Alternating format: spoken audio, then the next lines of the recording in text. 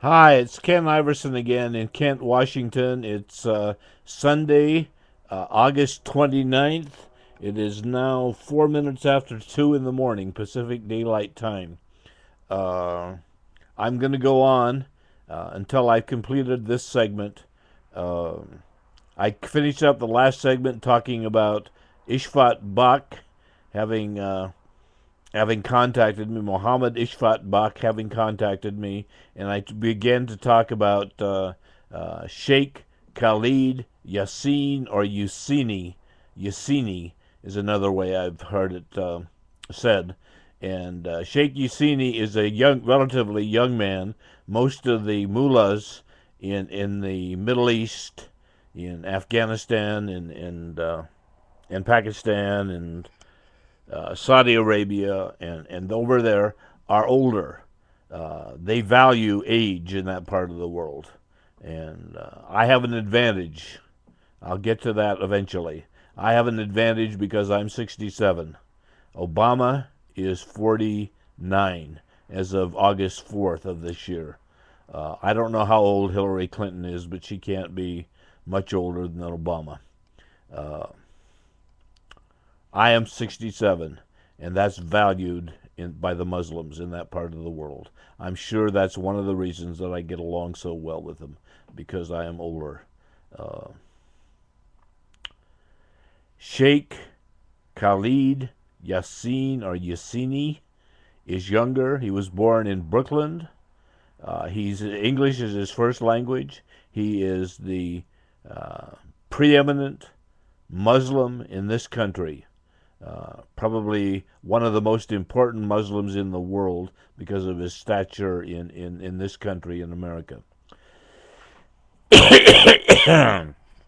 The other Muslims that I have encountered through links sent to me by my Muslim friends from all over the world are younger, the ones that were born in America here.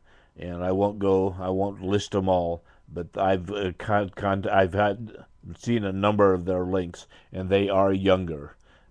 And that's a part of our culture. We're a youth culture. We don't value age. My mother is 90 years old, and I have two sisters who would like to put her in a nursing home or assisted living or someplace like that. And I say no, and my mother says no. But we don't value age in this country. We want to hide them away. We want to get them out of our sight. And they don't do that in the Muslim countries. They value, they look up to, they revere age. And for whatever it's worth, I am 67. So remember that. I mentioned Joan. Uh, I want to. This message is for you, Joan, if you're watching this right now. Uh, it's a year ago today that your husband died suddenly, and you contacted me on Facebook, I believe. I didn't contact you. I didn't even know you were on Facebook. And I knew you were hurting. And I did everything, Joan, that I could to ease your pain. I led you by the hand, Joan, night after night after I worked on Peace Day. And I would spend 12 and 16 hours working on Peace Day, organizing Peace Day. And then I'd come home and I would privately email you. And uh, you didn't want to talk to me for the longest time. I asked you to call me, and you didn't want to talk to me.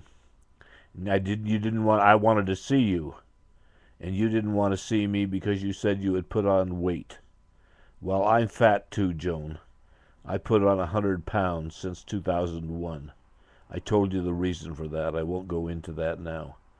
But Joan, when I posted that Doomsday scenario, this in quotes, this is what you said to me. You said you are Looney Tunes. You said you are Looney Tunes. You said this is the first woman that I ever dated. The woman that 2 days before had said that I offered great comments when I tried to soothe her pain. If I sound angry, Joan, I am. I'm hurt and I'm angry. But I'll get over it.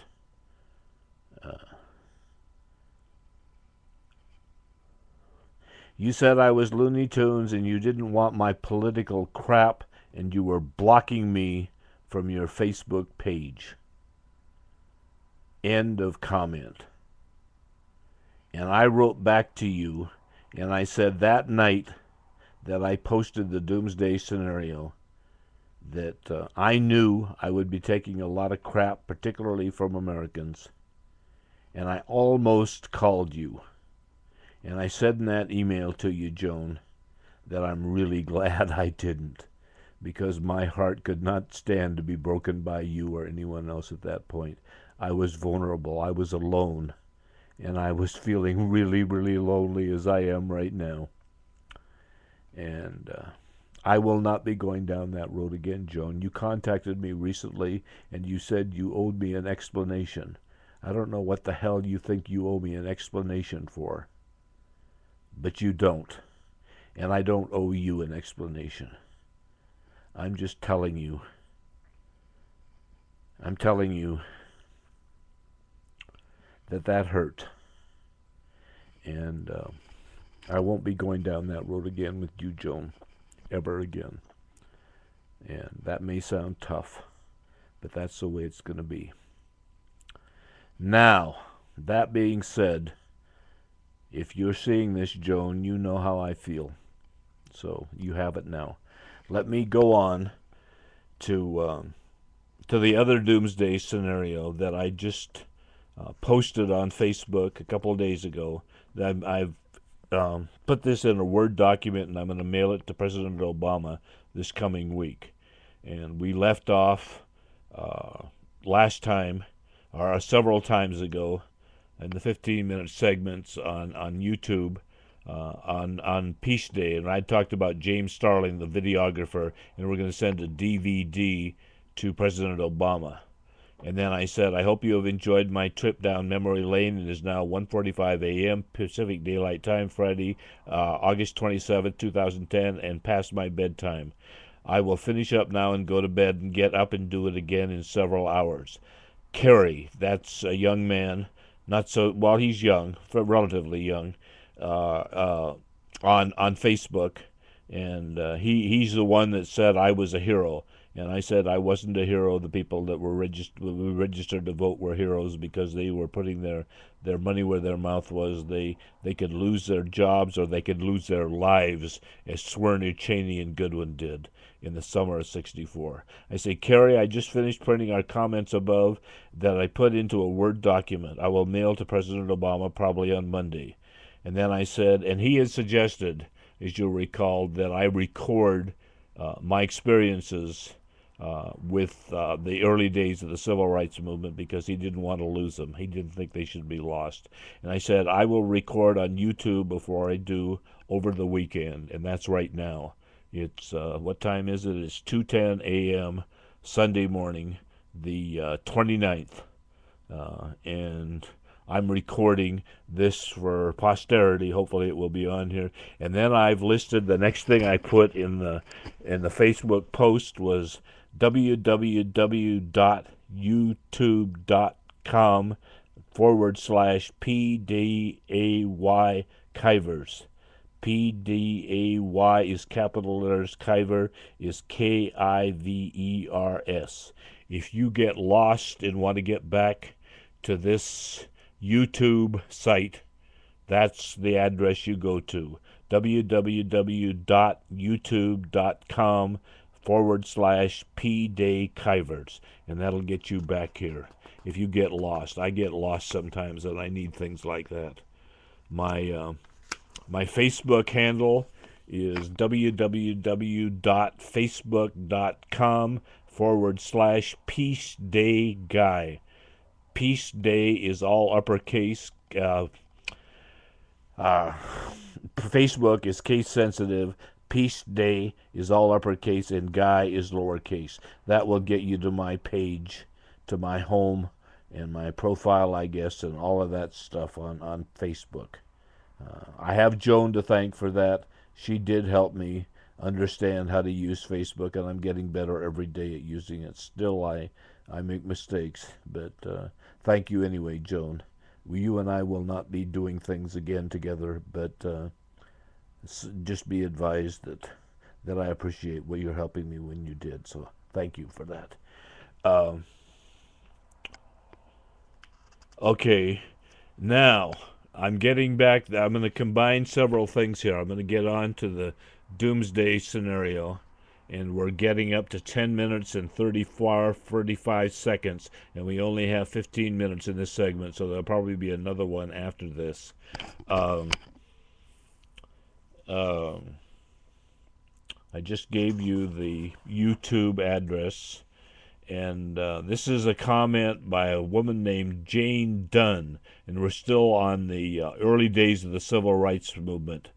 And she says, Jane Dunn says, one of the heroes of the civil rights movement was Bayard Rustin. He was a Quaker, refused to be drafted and was jailed, got the idea for the March on Washington, which Strom Thurmond tried to stop by reading unto the Senate record Rustin's arrest for sex with a male. Rustin is an unsung hero in American history. And then Ben Doko, whose page this is on, says, at Ken and Jane, I admire both of your enthusiasm. To that I say thank you, Ben. Jane, and then I address Jane. This is Ken, me addressing Jane. I said, David Harris, a contemporary of mine at Stanford, student body president and later married to Joan Baez, was a hero also. He was an anti-war activist during the Vietnam War. He invited SF San Francisco TV stations to Stanford and burned his draft card for the cameras.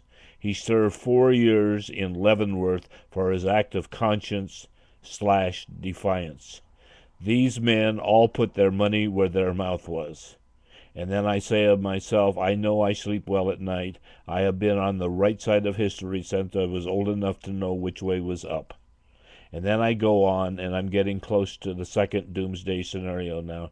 I said, my father was a World War II veteran, Navy, carpenter's mate, scheduled to be shipped out in a submarine to the South Pacific at the time of Hiroshima and Nagasaki. And we just celebrated, I don't know if that's the right word, but the anniversary of Hiroshima and Nagasaki was earlier this month, and I believe it was August 6th or something like that, when we dropped the bomb on Hiroshima and killed, I don't know, God, how many people we killed. The argument against that is, the argument for dropping the bomb is we saved American lives, but we sure as hell took out a lot of Japanese. And we didn't plan to invade Japan for another 6 months, and Truman decided to drop the bomb anyway. Anything could have happened in that 6 months which changed the complexion of the war. We dropped the bomb, and it remains to this day. We are the only country ever to use nuclear weapons in anger. Remember that. We are the only country. So we can't tell, at least we don't have the moral authority to tell Iran or North Korea or any other country that they can't have nuclear weapons because they say, you have them, America, why can't we? Think about it. Okay. I say when the war ended, my father, had enough points to rotate out at Christmas 1945. He came home to what is now SeaTac and lived until April 19, 1953, when he died of a heart attack, coronary thrombosis, while mowing the lawn in front of our home at 2626 South 200th Street, Seattle, Washington. He was 34, I was 9. My mother, 90 on August 23, 2010, is convinced her husband, my father, had a heart problem as a result of his service in World War II. He was stationed in Pasco, Washington, and helped build the barracks for the scientists who were working on the Manhattan Project. Remember, he was a carpenter's mate. Robert Oppenheimer was the director of the Manhattan Project. The first atomic bomb was set off at Alamogordo, New Mexico. And then I have a link, something I got from,